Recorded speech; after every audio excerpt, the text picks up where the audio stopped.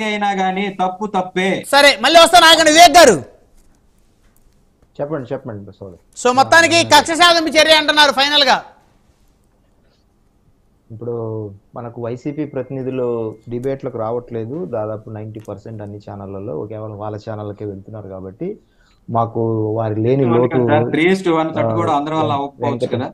వెంకటేష్ గారి రూపంలో తీరుతుంది, సంతోషము. 3:1 ఇప్పుడు మీరిద్దరు రెండు పార్టీలకు సంబంధించిన వాళ్ళు, ఈ పక్కన ఉన్న ఆయన ఏంటనేది మీరు అధికార ప్రతినిధిగా మారితే బాగుంటుంది, మాకు చేయడానికి హుందాగా ఉంటది అంటున్నాను. మిమ్మల్ని విశ్లేషకులు, వైసీపీ సానుభూతి విశ్లేషకులు అన్నారు కాబట్టి కొంచెం ఇబ్బందిగా ఉంది చెప్పాలంటే, అందుకు నెక్స్ట్ అఫీషియల్ గా మారితే బాగుంటది అంటున్నాను సార్. అయితే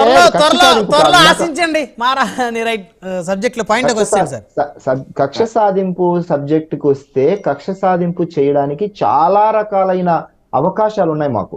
నిజంగా కక్ష సాధింపు చేయాలంటే మేము కేవలం బాధ్యతతో పని చేయాలని వచ్చాము, ఆ కోణంలోనే మాట్లాడుతున్నాము. ప్రతి విషయంలో ప్రజలకు జవాబుదారీతనము, అకౌంటబిలిటీని మేము చూపించడానికే మాకు 164 సీట్లు ఇచ్చారు. వాళ్ళకు వచ్చిన 151 దేనికి వచ్చాయంటే సానుభూతితో, శవరాజకీయాలతో వచ్చినాయి. మేము అలా రాలేదు, మేము ప్రజలకు బాధ్యతతో పనిచేస్తామని నమ్మకంతో వచ్చాము.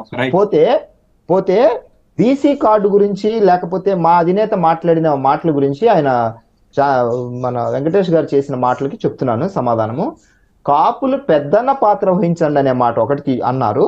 సమూహంలో ఎక్కువ ఉన్నారు కాబట్టి అల్పసంఖ్యాక వర్గాలను దగ్గర తీసుకొని అందరినీ ఒక సమూహంగా చేసుకొని మీరు గ్రామాల్లో పెద్దన్న పాత్ర తీసుకుంటే బాగుంటుంది అనే విషయాన్ని చెప్పడం జరిగింది. రెండో మాట ఏమన్నారంటే, కులాలకు సంబంధించినది మీ వాళ్ళే, వైసీపీ వాళ్ళు ప్రతిసారి నువ్వు 2 చోట్ల ఓడిపోయావు, మీ వాళ్ళు కూడా నిన్ను గెలిపించలేదని అన్నప్పుడు రాష్ట్రంలో కుల భావన ఉంది, రాష్ట్రం పట్ల భావన, రాష్ట్రం పట్ల ప్రేమ లేకుండా పోయింది. కనీసం మా కులమన్నా ఎదగాలనే కోణంలో చెప్పడానికి ఆ మాట చెప్పారు. రాష్ట్రం మీద ప్రేమ తెచ్చుకోమని అన్నారు. మొదట 2019-24 మధ్య చేసిన ఆగడాలకు సంబంధించి రాష్ట్రంలో మనము యునైటెడ్ గా ఉండాలి, మన రాష్ట్రం ఎంత గొప్ప వాళ్ళని ఇచ్చింది ఈ సమాజానికి, అలా లేదు, ఈ రోజు తగ్గిపోతుంది, ఇలాగ కుల భావనలతో ఉండద్దు, మనం రాష్ట్రం యునైటెడ్ గా ఉండాలి అని అన్నారు. మా అధినేతను పదే కులాలు పెట్టి మాట్లాడారు కాబట్టి చివరిగా 100 మాటలకు 99 మాటలకు ఒక్క మాట ఆ మాట అన్నారు. కనీసం అలానన్నా మీ కులంలో వాళ్ళన్నా ఎదిగేటట్టు ప్రవర్తించండి అయ్యా అని వైసీపీ వాళ్ళకి చెప్పారు. మాగా చెప్పింది ప్రజలకు మాత్రం యునైటెడ్ గానే ఉండాలి, మనం అందరం కలిసి హక్కులు సాధించుకుందాం అని అన్నారు. ఇకపోతే ఈరోజు సబ్జెక్ట్ అయింది కాబట్టి, కుల భావనల గురించి మాట్లాడారు కాబట్టి ఈయన ఒకసారి ఏం మాట్లాడాడో ఒకసారి ఇందాం. ఎంతకాలం పాటు కులాన్ని తాకట్టు పెడతారు మీరు?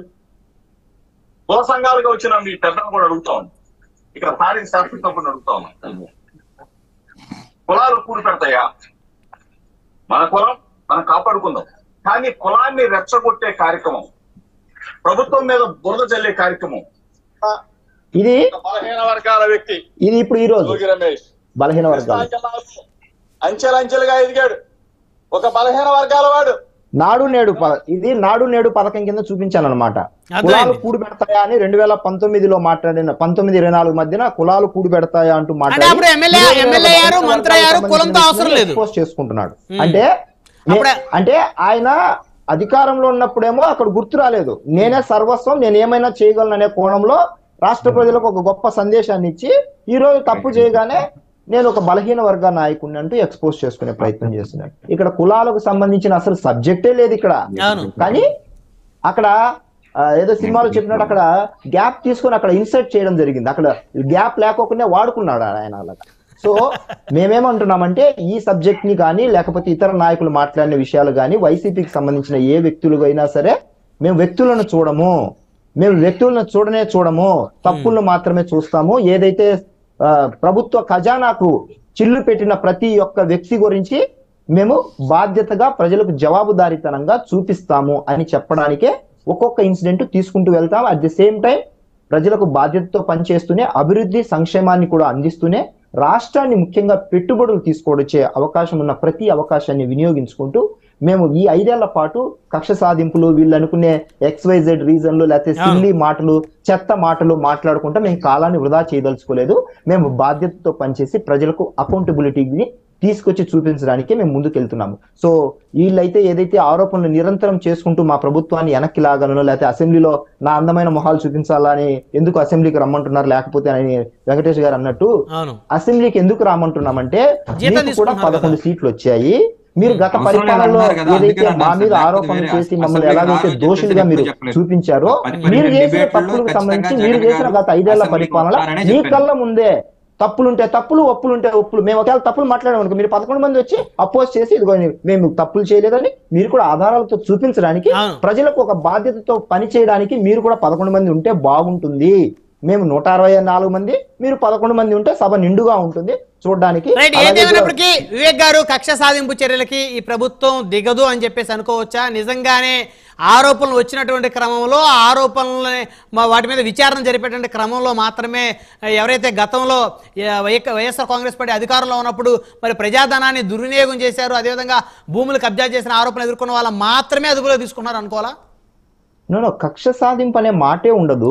కక్ష సాధింపు అనే మాటే ఉండదు. ఎందుకంటే మేము అకౌంటబిలిటీ అనేది ప్రజలకు బాధ్యతతో మేము ఒక ప్రజలకు ప్రభుత్వానికి మధ్య మేము ధర్మకర్తం అనే పదం మా అధినేత తరచూ వాడారు కాబట్టి మేము ధర్మకర్తలం అంతే.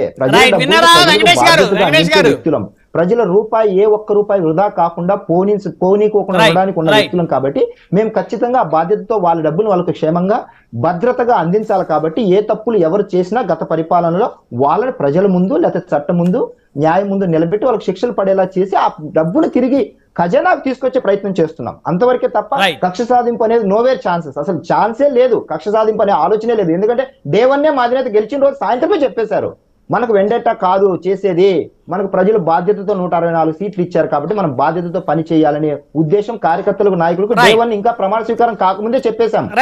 సమయం లేదు. మొత్తాన్ని చూద్దాం, ఈ కేసు ఏ మలుపు తిరుగుతుందో చూద్దాం. ధన్యవాదాలండి. చర్చలో